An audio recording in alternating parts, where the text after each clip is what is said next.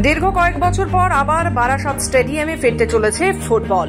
Kolkata football লিগের premier ডিভিশনের খেলা বারাসাত স্টেডিয়ামে হবে, কিন্তু অ্যাস্ট্রোডার্ফ ঘাসের কারণে স্টেডিয়ামে মুখী হচ্ছিলেন না ফুটবলাররা।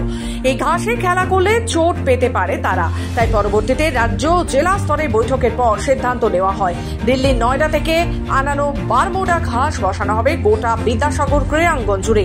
তবে মাসখানেক আগে বসানো হয়েছে সেই ঘাস, আর তারপর এই রাজ্যের ক্রীড়া মন্ত্রী অরূপ বিশ্বাস, ব্যারাকপুর লোকসভা কেন্দ্রের সাংসদ পার্থ ভৌমিক, রাজ্যের খাদ্যমন্ত্রী রথীন ঘোষ, উত্তর চব্বিশ পরগনা জেলা পরিষদ সভাধিপতি নারায়ণ গোস্বামী সহ একাধিক প্রশাসনিক কর্তারা বিদ্যাসাগর ক্রীড়াঙ্গনে এলেন মাঠের গুণগত মান পরীক্ষা করে দেখতে এবং মাঠের থেকে একাংশ ঘাস তুলে নিয়ে তা ঘনত্ব এবং সঠিকভাবে পরিচর্যা হচ্ছে কিনা তা নিজ হাতে খতিয়ে দেখলেন রাজ্যের ক্রীড়া মন্ত্রী অরূপ বিশ্বাস।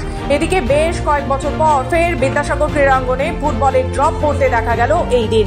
পাশাপাশি সাংবাদিকদের মুখোমুখি হয়ে ক্রীড়া মন্ত্রী জানালেন খুব শিগগিরই বড় ম্যাচ হতে চলেছে বিদ্যাসাগর ক্রীড়াঙ্গনে। প্রায় 90% রেডি হয়েছে, আরও 10% বাকি আছে। আমরা কলকাতার একটা অন্যতম সেরা মাঠ করতে চাই বারাসাতকে।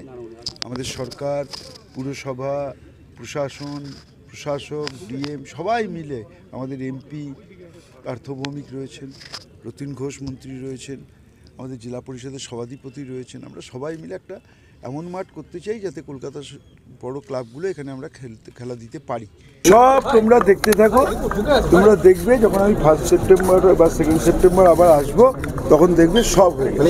আজকে মন্ত্রী থেকে, প্রিন্সিপাল সেক্রেটারি থেকে, ডিস্ট্রিক্ট ম্যাজিস্ট্রেট, আমাদের আরও মন্ত্রী রথীন ঘোষ, এমপি পার্থ ভৌমিক, আরও departmental staff, electric department, youth department, PWD department, সমস্ত আধিকারিক নিয়ে জেলা শাসকের উপস্থিতিতে আমরা টাইম বাইন্ডিং ওয়ার্ক দেখে নিচ্ছি।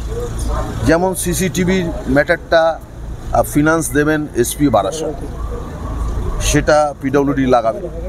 পিডব্লিউডির নিজস্ব কিছু কাজ আছে, যেমন আপনি যে ফেন্সিংয়ের কথা বললেন, আর একটা 4th গেট, 3টে গেট আছে, আর একটা 4র্থ গেট করার কথা আমরা ভাবছি, যে গেটটা ভিআইপিদের এন্ট্রান্স এক্সিস্ট হবে।